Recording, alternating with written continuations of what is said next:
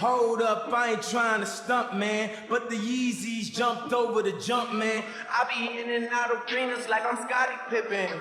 Left my elbow in the pot, a la Vince Carter. Bitch, you weren't with me shooting in the gym? James Harden with the range on me, nigga, way back. Coach, they won't knock me off my pivot, get it. Been flowing stupid since Vince Carter was on some through the legs arm and a hoop shit. And you can live through anything if magic made it. Ladies and gentlemen, if you don't know, now you do. Yes, sir. We are back. Round of applause to my fellow NBA lovers. These are some interesting times that we're about to embark on a new season. Things are looking up. So Adam Silver had did a presser when he spoke about this new resting policy. And it's so funny, before we even get to that presser, just keep in mind that Adam Silver, just last year during the All-Star break, he said that the medical data supported guys resting. And that was just last year during the All-Star break.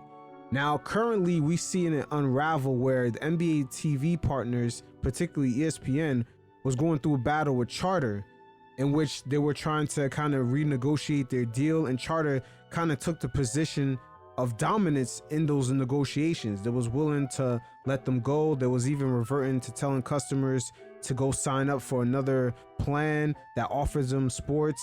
Charter kind of took the initiative of saying, hey, ESPN, look, the jig is up. This surcharge of you just forcing our customers to get more expensive packages just because, you know, you guys had sports or you guys had expensive TV licensing deals, and you forced our hands to force our customers who don't even mess with ESPN to take it. That little fun ride is over. And the cable companies have been taking a huge hit, and a lot of them have realized they actually make more money when they offer the internet only customers certain packages for like either apps or TV channels. So they make more money off of those deals, which kind of took away ESPN's leverage of kind of strong arming the cable companies. And with these broadcasting companies like ESPN, there's a lot of upfront costs in obtaining these licenses for NFL, NBA, etc. And best believe the NBA has been eating really well off of ESPN being able to strong arm the cable companies and the cable consumers into taking their packages, whether they watch sports or not. But a lot of this resting policy with Adam Silver has to do with pleasing their TV partners. And we kind of seen it play out during the bubble, in which ESPN was in a really bad situation, making no money from their parks.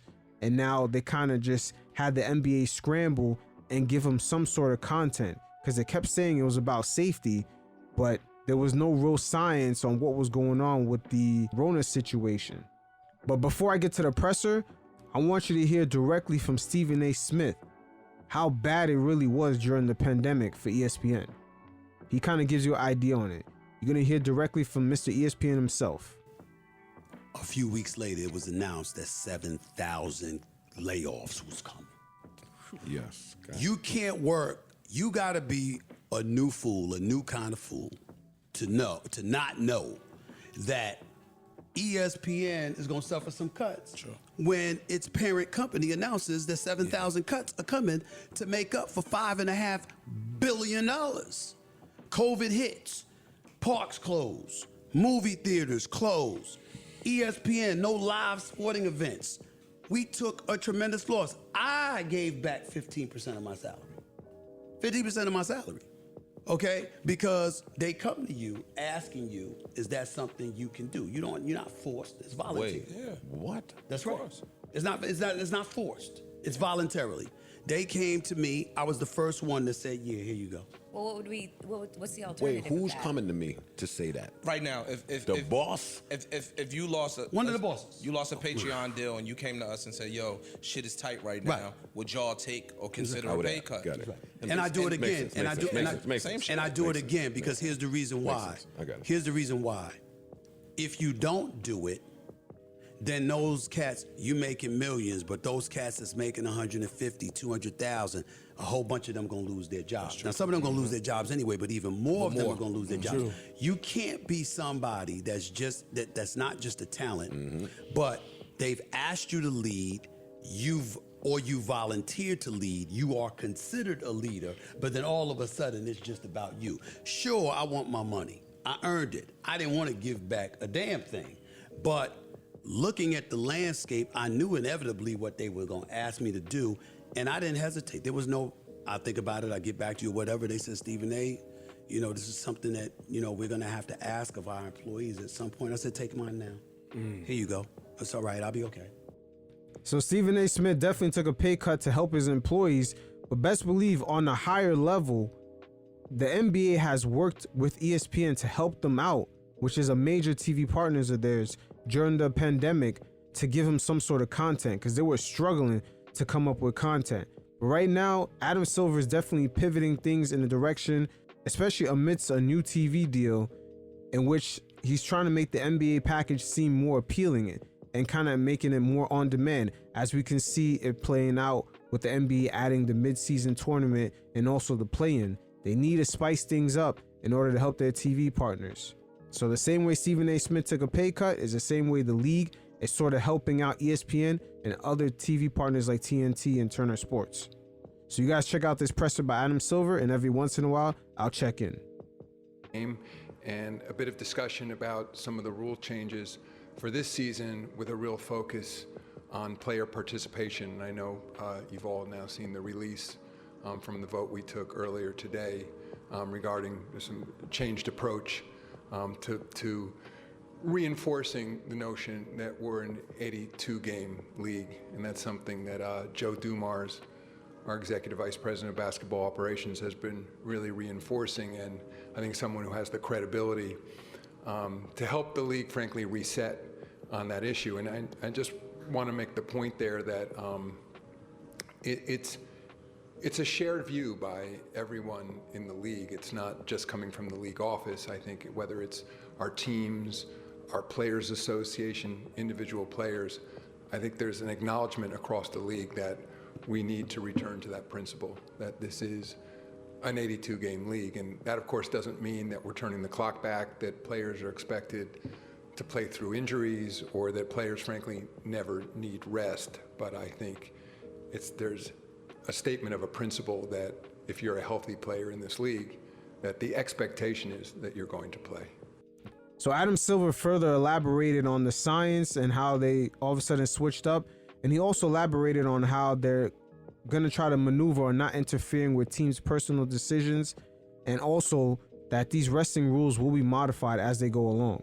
Honestly, that's what I had been told as well, that it was the science. And I think it may be why the league didn't become involved maybe as deeply as we should have earlier on. And part of the discussion today was about the science. And frankly, the science is inconclusive. I think and I've said this before, if the science were clearer that players should be resting, we would be favoring it. And frankly, I'd be delivering the message to the fans even that you want these players to rest at certain times because that's going to keep them healthier and performing at a higher level and ensuring that they're on the floor at critical times in the season. What we talked about today is that the correlation, putting aside causation, isn't there even with players who participate in summer competitions like World Cups and Olympics. They are not more likely to get injured in that season. We don't see any statistical data suggesting that players increase their likelihood of getting injured as they go further along in the season, or even in back-to-backs, which may surprise people. And I think one of the things we're all learning with data and science is not to take anything for granted. See Sudafed, most latest disclosure, that something we all thought was clearly working maybe isn't. That I think in the case here, that part of the commitment here from the league office is we are putting together a group of team doctors and scientists and others and trying to better understand it. One thing I want to make clear, that the message to our teams and players is not that rest is never appropriate. And I realize there's a bit of an art to this, not just the science, and that's with the hands-on trainers and coaches who are talking to players and saying, how do you feel? I'm certainly not saying that's not relevant. I think, at least in the first instance, in terms of this policy, we're trying to deal with some of the most egregious examples where multiple star players, for example, healthy, all out on the same night, healthy. And I think we're letting down the fans, we're letting down our partners. Right there, he mentioned letting down our partners. That's the most important part right there. You know, they marketed this idea about safety during the little bubble that they had during the pandemic, but it was really about satisfying the TV partners. But it's interesting that Adam Silver also mentioned the Sudafed when they actually said Sudafed doesn't do what they thought it did after all these years. But it's funny he mentioned that. But he's making reference into the science. You know, at the end of the day, I've seen players talk about it, players that kind of stuck in between two eras, players like Paul George and Damian Lillard. You know, that when they came into the league, they had the calluses almost that they had to build up, you know, to make their body be used to playing all these games. And they're saying now with all this, you know, game today, rest tomorrow, game today, rest tomorrow, their bodies have a hard time of building up calluses. At the same time, we're stating a principle in terms of an 82-game league and saying, let's all work together. And I think that was, I thought, the best news coming out of this policy, whether it was with the Players Association, individual players, or with our teams over the last 2 days. Everyone is acknowledging this is an issue, and it's an issue for the fans. So the adoption of the policy was unanimous. There was full support from the Players Association. I think, though, people are also saying, well, let's see what this means in practice. What does it mean when a league doctor is coming in and separately looking at a player's health? I do think this policy will deal with the most egregious examples, and we'll go from there. And I just think, lastly, that, you know, even though the teams are highly competitive with each other, they shouldn't be competing when it comes to health and the science of performance and care for our players, especially since contracts have gotten shorter, players move from team to teams. And I think we're declaring also there's more to be learned here. And I think rather, you know, in all seriousness, like the Sudafed example, saying let's really not just take for granted somebody saying load management. Well, of course you need to rest after this many days. Let's really study it and understand it and see if there are changes we need to make. And it may turn out, you know, a lot of the older players, by that I mean now at this point retired players, when I first became in the league, used to believe that they were more likely to get injured if they took nights off, that they would get out of rhythm. And they were right about that. As you can see, when Adam Silver in 2016 started tweaking that schedule, stretching out the finals longer, just, you know, putting the schedule basically game rest. Guys used to at least play 3 games and then have 2 days rest. There was some sort of calluses that used to get built up, and guys' bodies were able to handle the playoffs and the intensity. Nowadays, guys don't have any buildup. Same way when you lift weights and you have the calluses in your hands, you sort of, you know, you can get used to lifting longer. The players, their bodies work the same way with this gruesome schedule. But once again, most of this is just to appeal to their TV partners. The NBA, along with, you know, cable networks and just traditional linear TV, they have a lot of competition. We're talking about streaming, social media, gaming, TikTok. Even with the younger demographics, most sports leagues are struggling to gain their attention. That's why the NFL has that program that they do with children, where they kind of have these broadcast shows for children, and they're sort of pivoting and trying to put themselves in front of the eyeballs of children, which is very difficult. Once again, that's why Ja Morant is a very big deal for the NBA, because just his charisma and the way he plays, how exciting he is, it attracts a very younger demographic to the league. It gets their eyeballs. Without children being interested in the league's future, or any sports league's future, would be kind of shaky. And the NFL, especially with the CTE and a lot of the medical conditions that come with playing in the NFL, they have to make sure that the league gets in front of the eyes of mothers and children to ensure the future of the league. And with the NBA, it's sort of the same thing. So they got to come up with a nice little package for their television partners to keep the league very interesting. I think Adam Silver, he's done a good job of that with the play-in and the mid-season tournament. But this resting policy was crafted very well, very slick.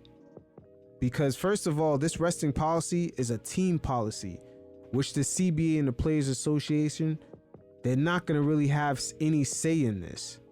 So if things get violated with this policy, the teams get fined. So the owners really voted this in, aka guys like Steve Ballmer. You know, his players, Kawhi Leonard and Paul George, are some of the biggest violators of this policy. And low key, these guys pretty much know that their owner voted for this. So all the owners, they voted for this, including Steve Ballmer, man. Best believe they want this.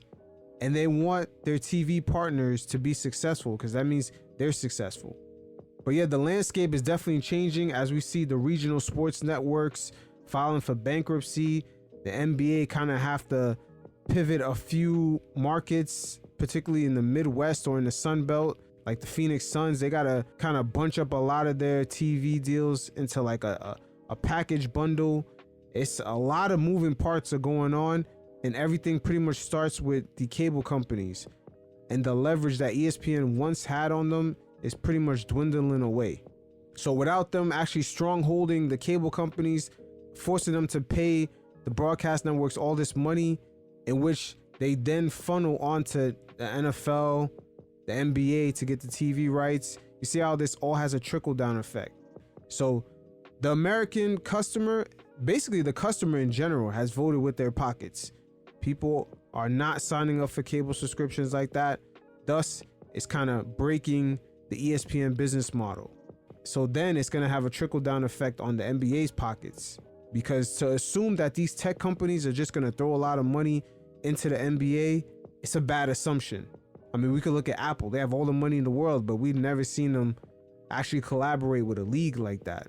I mean, Amazon has a lot of money, but they kind of sign up for the NFL for just one day a week, where they could utilize, you know, their whole services of Amazon Prime and whatever other services they have to put in front of the eyeballs of people. But this landscape is definitely interesting. We'll see how things play out, especially with the NBA negotiating with their TV partners probably for the last 2 or 3 years, but we're going to see the unveiling of this deal by next season.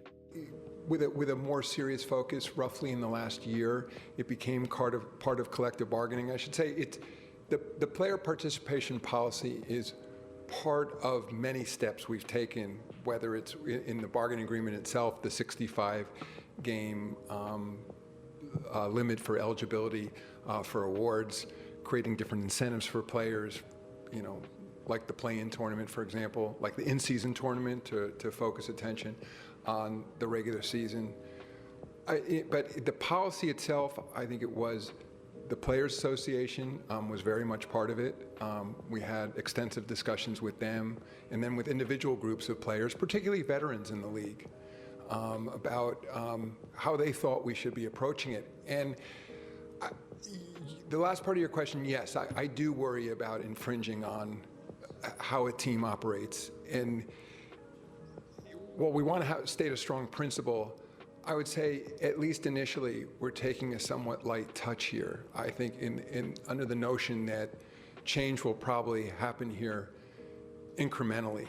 I think we'll state this principle, see how teams react, and see if more needs to be done. But I think most importantly, there's a sense from all the different constituent groups in the league that this is ultimately about the fans, and that we've taken this too far. I mean, this is an acknowledgement that it's gotten away from us a bit, and that particularly I think when you see young, healthy players who are resting, and it becomes maybe even more notion of stature around the league as opposed to absolute needed rest, or it's just part of being an NBA player that you rest on certain days. And that's what we're trying to move away from. Yeah, the marketing behind that is ugly. I agree.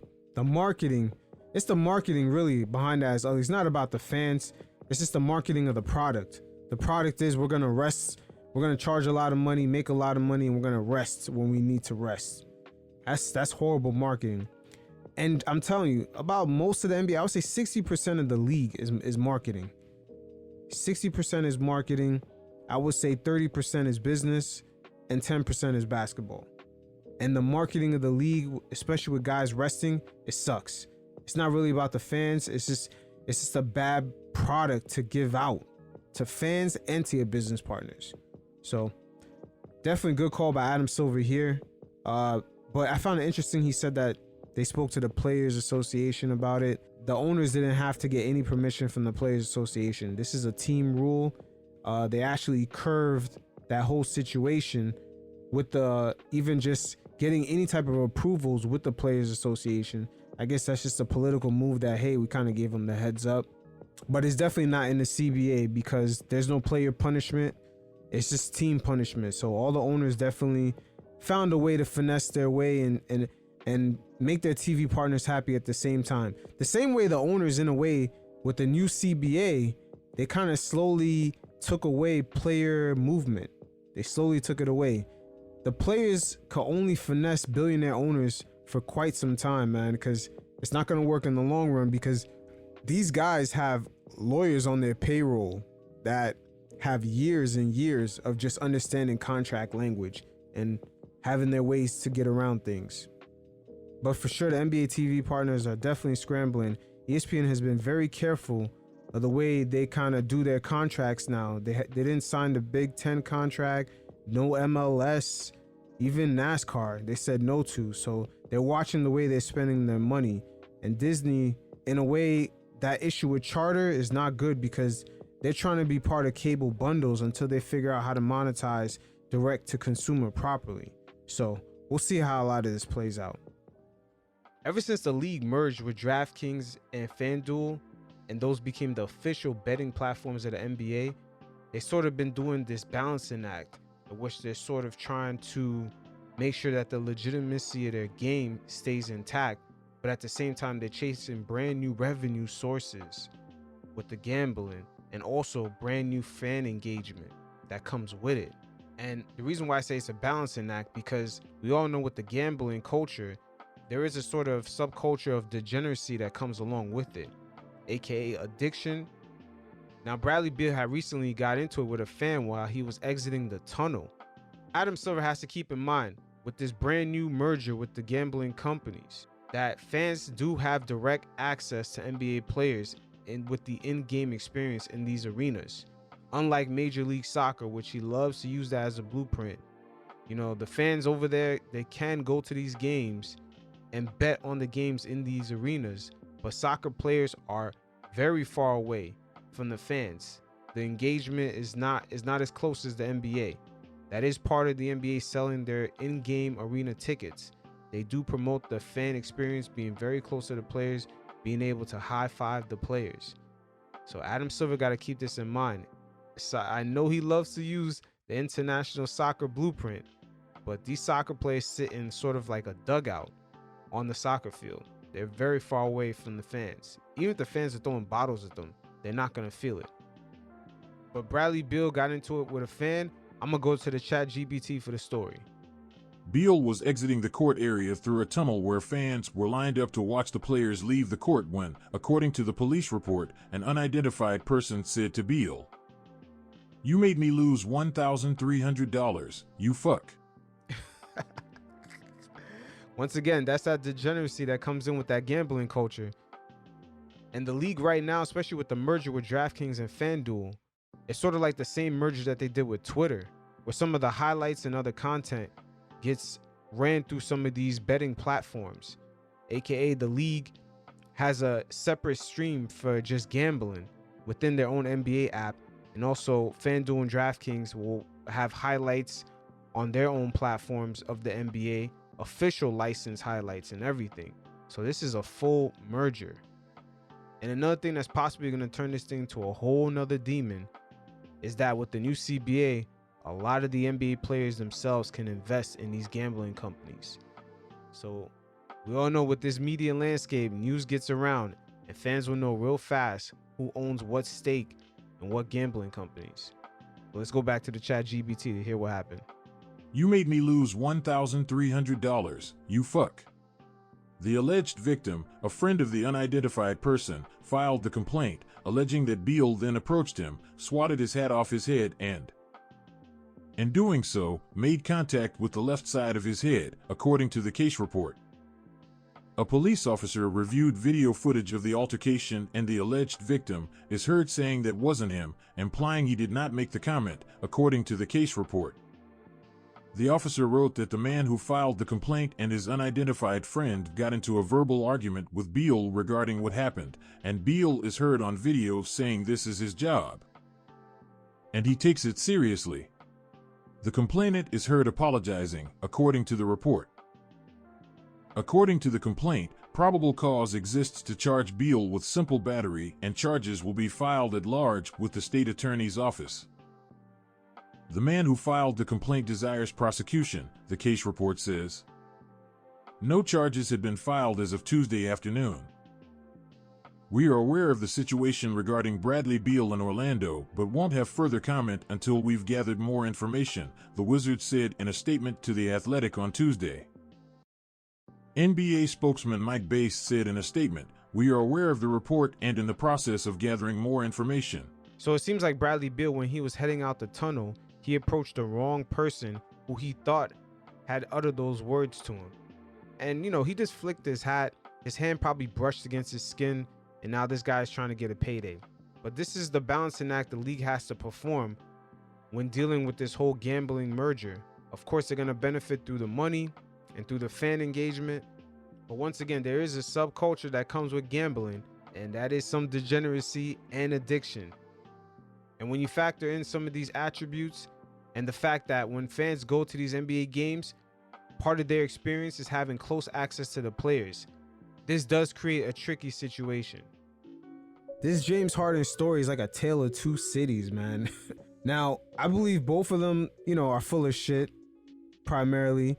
But it's funny because I feel like Daryl Morey is leveraging James Harden's reputation in the past few years against him.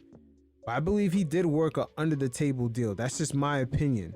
There is some sort of under-the-table deal because these two right now, they're in a cold war. It's just a lot of things are coming out, and we got to look at the timing of some of these situations. First of all, they started sabotaging James Harden's value around August. The timing of a lot of these stories, James Harden traveled to Miami ahead of the team.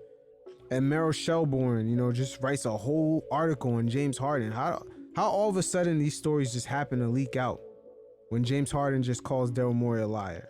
And if we look at last year, James Harden definitely took a pay cut just so the 76ers can get PJ Tucker and fill up that roster a little bit. I mean, the league even investigated that whole situation.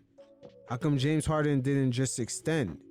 That's very weird. And now James Harden is calling Daryl Morey a liar, but James Harden really can't say much because he's going to convict himself, trying to work an under-the-table deal, even though we know that this goes on. But James Harden's, his reputation in the past few years hasn't been good, even though he was right about leaving Brooklyn. Brooklyn was not set up to handle what was going on over there with the personalities of Kyrie, Durant, and Harden. They're not really a big market team. They're inside of a big market, but inside their building, they don't know how to function like a big market team. They were definitely not equipped to handle the superstars that was in their building. But let's see what Daryl Morey had to say about James Harden, because best believe, start a training camp, Daryl Morey's going to play hardball. He does not quit on players, and he does not throw value away. That's one thing I know. But let's take a look at what he had to say. Let's go to ChatGPT for this one. If we can do something that is win-win, helps the Sixers, then we will look at it. If we can't, then we won't. If we don't get either a very good player or something that we can turn into a very good player, then we're just not going to do it. The reality is that if we do look at a trade, it's going to be for one of two things, Morey says. It's either going to be for a player who continues to help us be right there like we were last year, up 3-2 on one of the best teams in the East, the Celtics. Obviously, we didn't get it done, but James was a big part of why we got it to 3-2. Daryl Morey's playing hardball right there. Daryl, man, it's like your leverage is getting thinner and thinner. Because remember, that new CBA kicks in, and a lot of teams, they're not going to be looking to have these big salary players. It's going to be very difficult to trade for them. You're almost going to have to match salary for salary.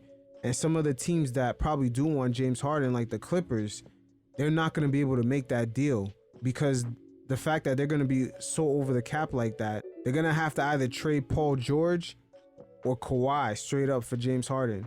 It's going to be very hard for them to match that salary because you can't just bundle two players to match one guy anymore. especially if you're over that salary cap. So this is pretty much the last season for them to work out a deal. But let's see what else he had to say.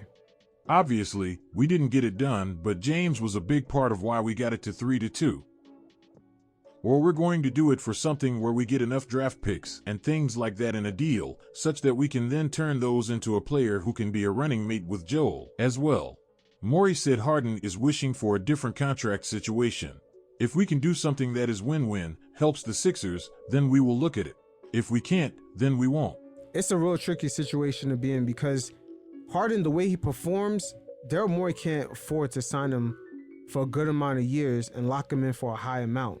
That's really going to restrict, the possibility, especially with this new CBA, of just him having the flexibility for mid-level exception, keeping draft picks or even trading draft picks and obtaining guys. It's a real tricky situation, but I don't know what deal they worked out. Maybe James Harden didn't pay attention to how the new CBA is going to kick in, and he might not want to be one of those guys negotiating right before a new CBA kicks in. That could be another thing that he did not look at. Because I remember James Harden, I believe he has an agent now, but he used to negotiate without an agent. I mean, I wouldn't be shocked if he's still doing that. I think I heard he has an agent now. But Daryl Morey, he plays hardball. He plays hardball. He's gonna call James Harden's bluff. He's gonna make him risk losing his money. Best believe that. And James Harden right now, he's a man with no country at all. He's out in Houston partying. I mean, I'm not gonna lie, I was in Houston and he actually went to that camp club over there out there in Westheimer in Houston. I couldn't believe that. They was like, yo, James Harden was partying out the other night. I was like, oh, okay. I can't believe he went to camp over there. I was like, training camp starting up. I know players are practicing with each other and he's all the way out in Houston. That shit is crazy. So this will be a brand new series I'll be starting up called Thinking with the Other Head. And this will be volume 1 starring Zion Williams. As Zion, since he came into the league with just all that marketing, with TikTok just popping off, just all the hype, you can't buy that. You can't manufacture and buy the type of hype that he had. It was on LeBron James type level. Not even Victor, had that hype coming into this year's draft. The Zion hype has not been seen in a long time and it's hard to manufacture. And the league kind of lost out because all that free marketing and promotion, especially him being a Duke player, it just kind of went to the wayside. And now Zion just completely went 180. And now he's attaching certain girls and certain people that don't really fit in with his brand. And I'm not sure if he wants them even being around his brand because, especially one of his ladies, she showed that she doesn't have any restraint, any, I would say self-discipline just to keep things in-house. But Zion Williams did a sit down and he spoke about some of the things he's gone through. But you guys check it out, and every once in a while I'll check in.